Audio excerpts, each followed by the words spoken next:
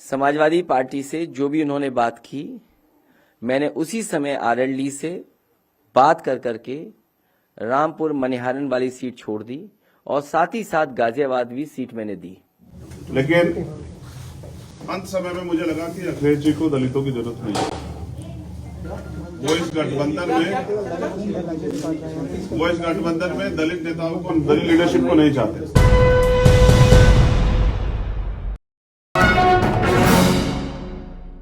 Samajwadi party से जो भी उन्होंने बात की, मैंने उसी समय आरएलडी से बात कर करके रामपुर मनिहारन वाली सीट छोड़ दी और साथ ही साथ गाजियाबाद भी सीट मैंने दी। 2 सीटें पूरी दे दी गई थीं। उसके बाद उन्होंने किसी को फोन मिलाया। अब वो फोन किससे बातचीत हुई ये मैं नहीं जान सकता। और उसके बाद वो आए कि मेरा संगठन मेरे खिलाफ है, मैं चुनाव नहीं लड़ सकता हूं और मैं चुनाव नहीं लड़ूंगा, ये बात हुई थी। लेकिन अब वो फोन किसका था, किसकी साजिश थी, इसीलिए मैंने कहा कि आज के बाद अब समाजवादी पार्टी में दूसरे दलों को नहीं लिया जा सकता एक्सेप्ट वन। निराशा हुई कि 1 महीना 10 दिन के बाद उन्होंने कल अपमानित किया, ये दुखद। लेकिन अंत समय में मुझे लगा कि अखिलेश जी को दलितों की जरूरत नहीं है। वो इस गठबंधन में दलित नेताओं को, दलित लीडरशिप को नहीं चाहते। तो मैं समझता हूं उत्तर प्रदेश में चुनाव है और आप सबको जानने में दिलचस्पी है कि कल जो मुलाकात हुई थी, बिल्कुल उसके बाद हम लोग गठबंधन में कितनी सीटों पर जा रहे हैं, कहां से लड़ने वाले हैं, ये सब चीजें आपके मन में। मैं भी 2 दिन से मीडिया के लोगों से बात नहीं कर रहा था क्योंकि मैं भी अपनी चीजों को फाइनलाइज कर रहा था। क्योंकि आदमी जितना आदमी बड़ी बड़ी बातें करता है या कुछ भी कहता है, उन बातों पे उसका टिका रहना बहुत जरूरी होता है। तो मैं उतना ही बोलता हूँ जितना मेरे अंदर हिम्मत होती है, उससे फालतू नहीं बोलता हूँ। मैं समझता हूँ कि 6 महीने पहले से हमने भी ये प्रयास किया था कि बहुजन समाज 85% बहुजन समाज इकट्ठा हो, जिसके लिए हमने अखिलेश जी पे भरोसा किया कि वो इस आंदोलन को आगे बढ़ाएंगे। और 6 महीने से लगातार हमारी मुलाकातें भी हुई, सकारात्मक बातें। हमारे जो मुद्दे थे, क्योंकि आप जिसके साथ गठबंधन में जा रहे हैं, क्योंकि सरकार बनने के बाद वो तानाशाही हो जाता है और पिछला कुछ इस तरह का कार्यकाल भी एक लंबा समय का रहा है। तो जो मुद्दे थे, जैसे प्रमोशन रिजर्वेशन का मामला, सामाजिक न्याय का मामला, बैकलॉग का मामला, सब पे बात हुई। मुस्लिम साथियों को भी उन्होंने 18-19% आरक्षण देने की बात की थी। सब चीजें बात होने के बावजूद मैं समझता हूं कि सब चीजें, क्योंकि घोषणा करना और उन पर खड़े रहना, मुझे जवाब देना है समाज को। 2 अप्रैल के मुकदमे सरकार ने लगाए, इस सरकार को रोकने का हमने तमाम तरह से प्रयास किया और इसलिए से 2 दिन से मैं यहां हूं। 1 महीना 10 दिन से हमारी बातचीत चली और अंत तक पहुंची, क्योंकि पिछले 9 साल से लगातार हम बहुजन समाज के लोगों को इकट्ठा करने का काम कर रहे हैं। बड़ी मुश्किल से हम अपने लोगों के अंदर रीढ़ की हड्डी पैदा कर पाए। उनका विश्वास टूट गया था कि भाई वो आगे नहीं बढ़ पाएंगे, क्योंकि जब हमारे आंदोलन की विचारधारा बदली, जो पिछला आंदोलन था, तो तकलीफ हुई। अच्छा, इस विषय में ये भी याद दिला दूं कि आज बहन जी का जन्मदिन है, तो माननीय बहन जी को भी जो है जन्मदिन की हार्दिक बधाई। वो दीर्घायु हो, स्वस्थ रहें और उनके लंबी उम्र की मैं कामना करता हूं तथागत रूप से। भरपूर प्रयास किए गए, क्योंकि हमारे लोगों का एक भरोसा है। पिछली बार जो अखिलेश जी की सरकार में होगा, उनको ये डर है कि अगर हमारा लीडर वहां नहीं होगा तो कल जो सरकार बन जाएगी हमारे लोगों के वोट से, तो मुझे नहीं लगता कि उनपे सारे मुद्दों पे बात हो पाए। क्योंकि जो उनकी पार्टी से शेड्यूल कास्ट के लीडर जीत के जाएंगे या नहीं भी जाएंगे, वो बेचारे अपने राष्ट्रीय अध्यक्ष के प्रति खिलाफ नहीं हो सकते। पूरी जिम्मेदारी से 2 दिन यहाँ रहने के बाद, सारी पार्टी कार्यकर्ता बात करने के बाद, सारी चीजों को छोड़ के हमने तय किया कि बीजेपी को रोकना है, किसी भी कीमत पर रोकना है।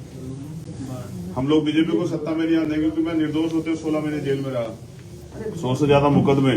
आज भी आप देख लो कि प्रेस को नहीं करने दे रहे हैं। मुख्यमंत्री खुद प्रेस करते हैं, प्रधानमंत्री मास्क उतार के घूमते हैं सारे में। तो बीजेपी ने जो 69,000 शिक्षक भर्ती घोटाले के, इन सबको रोकने के लिए हमने एक कदम बढ़ाया। सकारात्मक रही सब चीजें, लेकिन अंत समय में मुझे लगा कि अखिलेश जी को दलितों की जरूरत नहीं है। वो इस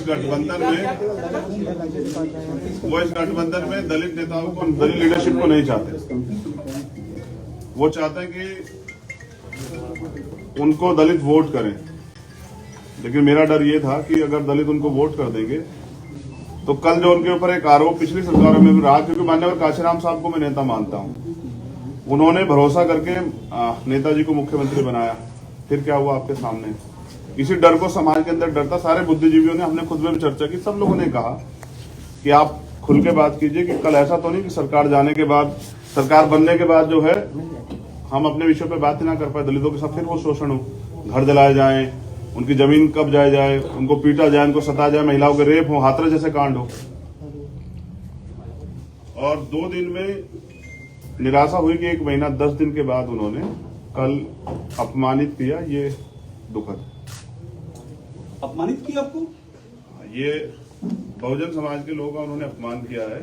किसने सर? अखिलेश यादव ने। मुझे ये भरोसा था कि सर, वो फिर से एक बार कह दिए, भी 85% बहुजन समाज के लोगों को इकट्ठा करने का प्रयास करेंगे, क्योंकि हम सब लोग भाजपा को रोकने का प्रयास कर रहे थे। मैं समझता कि यहाँ पीठ के दर्द के बाद भी 2 दिन से हूँ कि किसी तरह से बात सकारात्मक हो जाए, लेकिन कल आने के बाद उन्होंने कहा था कि मैं शाम तक बताता हूँ, उनका जवाब अभी तक नहीं।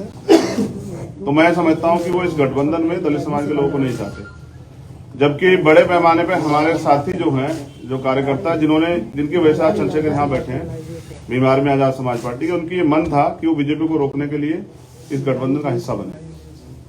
मैंने कल ट्वीट भी किया था, आप सब लोगों ने अपने मीडिया के माध्यम से चलाया, तो मैंने कहा था कि आप अगुवा हैं, आपकी जिम्मेदारी है। दलित समाज, पसमानदा समाज, आज का दस्तकार समाज, पीड़ित समाज, वंचित समाज, पिछड़ा वर्ग के सारे नेता आपके साथ इसलिए इकट्ठा हो रहे हैं कि आप सामाजिक न्याय करेंगे।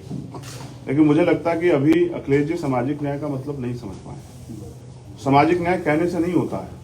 हम काशीराम साहब को मानने वाले लोग, जिसकी इतनी संख्या बार, उसकी इतनी हिस्सेदारी की बात करते हैं, तो 25-25% दलितों की हिस्सेदारी ये है कि वो उनको गठबंधन में नहीं रखना चाहते।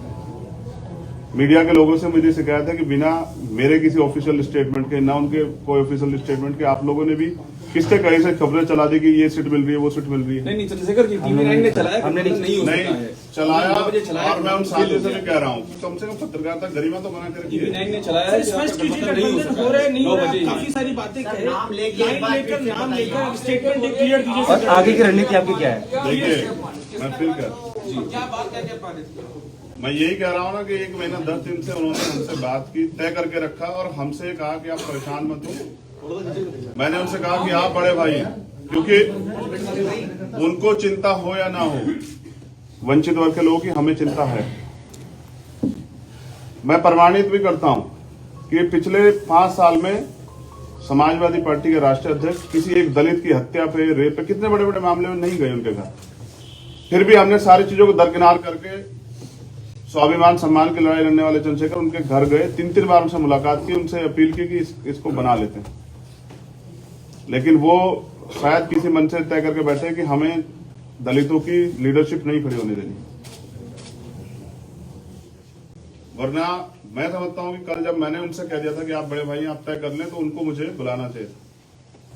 वो तो इसमें रोज दलित वंचित आपकी क्या मांगे थी उनसे जिनको उन्होंने नहीं माना? सर स्पेसिफिक अभी भी नहीं हो रहा है नहीं हो रहा है, चल रही है प्रेस कॉन्फ्रेंस, चल रही है, एक स्पेसिफिक लाइन क्लियर बिल्कुल की क्या हुआ है सर? हुआ ये है कि अखिलेश जी के ऊपर मैंने कल जिम्मेदारी छोड़ी थी वहां से आने के बाद कि आप तय कर लें कि आप हमें गठबंधन में चाहते हैं, क्योंकि बात सीटें और ये सब चीजें कई मायने रखती है। कल हम उनके लिए प्रयास करेंगे कि उनकी सरकार बन जाए, तो उनमें हमारे हितों की रक्षा होगी या नहीं होगी। कुछ मुद्दों पे वो, जैसे प्रमोशन में रिजर्वेशन का बिल फाड़ा गया, उन्होंने मना कर दिया कि वो इस पे नहीं करेंगे। तो हम दलितों और पिछड़ों के लिए चाहते थे कि भाई प्रमोशन रिजर्वेशन के बिल पे स्थिति साफ करें, बैकलॉग पे।